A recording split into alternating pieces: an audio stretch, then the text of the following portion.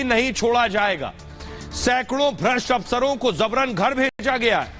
बाकी भ्रष्टाचारियों पर भी कार्रवाई जारी रहेगी। जब बीजेपी आती है तब भ्रष्टाचार भागता है। बीजेपी चुनाव लड़ने या जीतने तक सीमित नहीं है। बीजेपी एक व्यवस्था है, विचार है, संगठन है, आंदोलन है। हमारा लक्ष्य आधुनिक और विकसित भारत का निर्माण है। मोदी दिल्ली में अपनी पार्टी कार्यकर्ताओं को संबोधित कर रहे थे, उस दौरान उन्होंने बात कही। सुनिए जरा पीएम मोदी को। कुछ दलों ने मिलकर भ्रष्टाचारी बचाओ अभियान छेड़ा हुआ है।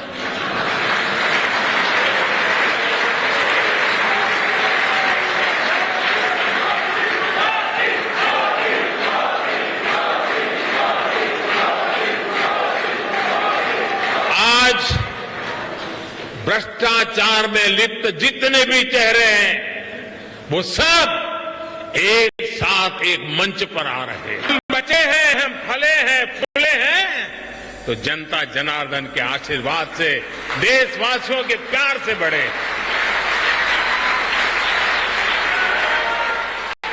देशवासियों का अपार प्रेम, यही तो हमारी पूंजी है। यही हमें समर्थन देता है, यही हमें शक्ति देता है। देशवासियों के आशीर्वाद से हम आगे बढ़े हैं, बढ़ रहे हैं और बढ़ते ही रहेंगे। अब आइए बताता हूं आपको किनके लिए दाग अच्छे हैं, क्योंकि दाग अच्छे वालों की बहुत लंबी लिस्ट है और लिस्ट इतनी लंबी है इसीलिए कह रहा हूं कि 24 में एक मुद्दा होगा, सिर्फ करप्शन। अब आपको इससे अंदाजा लग जाएगा ये मैं क्यों कह रहा हूं। सोनिया गांधी से शुरू करते हैं। नेशनल हेराल्ड केस में आरोपी हैं, फिलहाल जमानत पर हैं सोनिया गांधी। भ्रष्टाचार से जुड़ा हुआ मामला है। अगला नाम Rahul Gandhi, national Herald case में ही आरोपी हैं।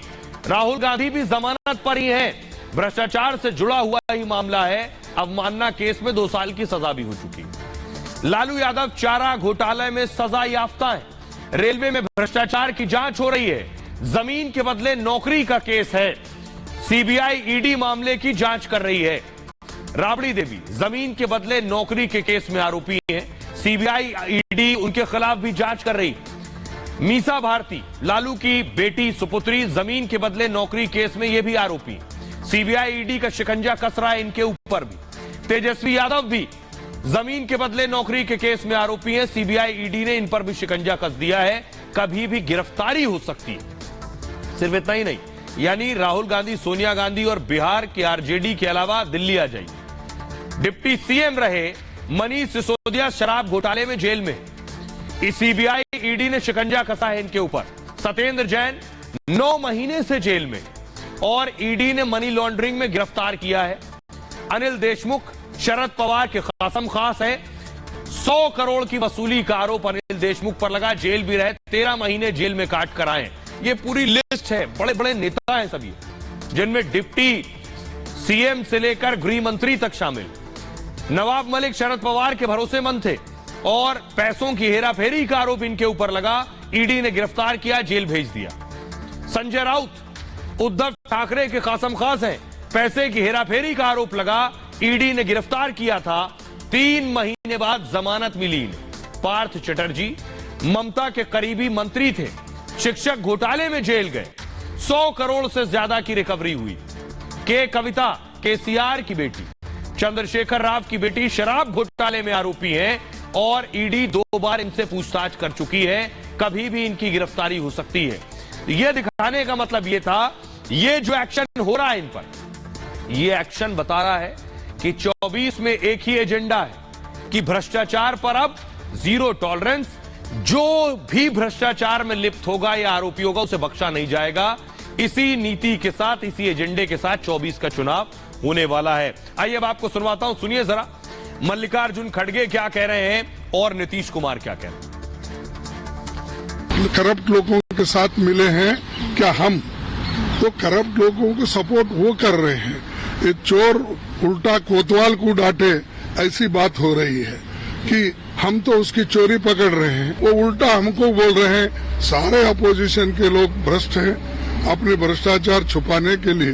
अरे आप तो बड़े बड़े चोरियां करके उनको डिफेंड करते जा रहे हैं और दूसरों को आप चोर बोल रहे हैं। हम तो अलग हो गए थे, तो एक बार तो फिर तो जो केस पेश हो गया, हम पीछे हमको फिर उधर लिया। अच्छा 5 साल में तो कुछ नहीं हुआ, आप फिर उस साथ हो गए हम लोग, तब फिर उन पर चल रहा है। तो आप देख न रहे जी, तो ये मामला क्या है, ये सब आप लोगों को देखना चाहिए। प्रधानमंत्री मोदी ने कहा भ्रष्टाचार की वजह से सब एकजुट हो रहे हैं, बैठकें कर रहे हैं, तैयारी कर रहे हैं। ये आप दिखा रहा हूं मैं आपको तस्वीर, राज्यसभा लोकसभा के सांसदों की बैठक हुई। मल्लिकार्जुन खड़गे की उपस्थिति में अधीर रंजन चौधरी बैठे हैं, ये खड़गे बैठे, इनकी मौजूदगी में ये बैठक हुई। अगली तस्वीर दिखाई जरा। ममता बनर्जी ने भी धरना दिया, कहा फंड रिलीज करो। यही कहना है पीएम का। किस किस पर एक्शन हुआ ये मैं आपको बताने जा रहा हूं। कितना एक्शन हुआ है मोदी राज में पिछले कुछ वक्त में, ये दिखाने जा रहा हूं मैं आपको। दरअसल कार्रवाई जो हुई है वो ये बताती है कि कोई बख्शा नहीं गया है। देखिए आंकड़ों के साथ बता रहा हूं आपको, यानी 2014 से लेकर 2014 से 22 तक 3010 छापे पड़े हैं। 95% छापे विपक्षी नेताओं पर पड़े और 1,10,000 करोड़ की संपत्ति जब्त हुई। समझ रहे हैं, 1 लाख करोड़ से ज्यादा की संपत्ति जब्त हुई। 2016-17 में 226 छापेमारी, 31 गिरफ्तारियां। 17-18 में 368 छापेमारी, 38 गिरफ्तारियां। 18-19 में 519 छापेमारी, 24 गिरफ्तारियां। 2019-20 में 335 छापेमारी, 41 गिरफ्तारी। 20-21 में 596 छापेमारी, 78 गिरफ्तारी। 21-22 में 572 छापेमारी, 54 गिरफ्तारी। यह हुआ है लगभग 14 से 23 के बीच में। आइए अब आपको सुनवाता हूं, प्रधानमंत्री नरेंद्र मोदी ने भी इसी तरफ इशारा किया कि ये जो विपक्षी मिल रहे हैं, क्यों मिल रहे हैं, इस मुलाकात और मिलने के पीछे वजह क्या है, सुनिए। आज हर देशवासी समझता है भ्रष्टाचार रुकेगा तभी देश आगे बढ़ेगा।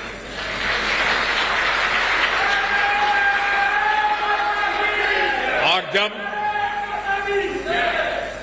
जब हम इतना सारा करेंगे तो कुछ लोग तो नाराज होंगे ही होंगे।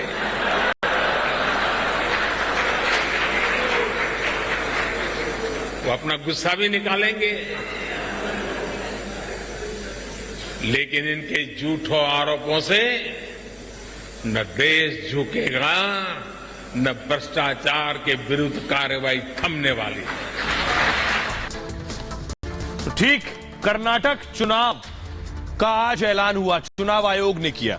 प्रधानमंत्री नरेंद्र मोदी कर्नाटक के दौरे पर रहे पिछले दिनों और पूरा जोर कर्नाटक के चुनाव पर। अगली तस्वीर दिखाई जरा, ये देख रहे हैं मांड्या की तस्वीर आप देख रहे हैं, प्रधानमंत्री वहां रोड शो कर रहे थे। अगली तस्वीर दिखाइए जरा, बेलगावी की तस्वीर आप देख रहे हैं। ये जो बड़े बड़े रोड शो प्रधानमंत्री के हुए, ये इशारा करते हैं कि प्रधानमंत्री वैसे तो कोई चुनाव को हल्के में नहीं लेते, प्रधानमंत्री कर्नाटक के चुनाव को भी पूरी गंभीरता से ले रहे हैं और उनके लिए कर्नाटक बड़ा चुनाव है।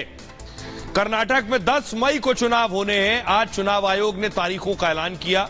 विधानसभा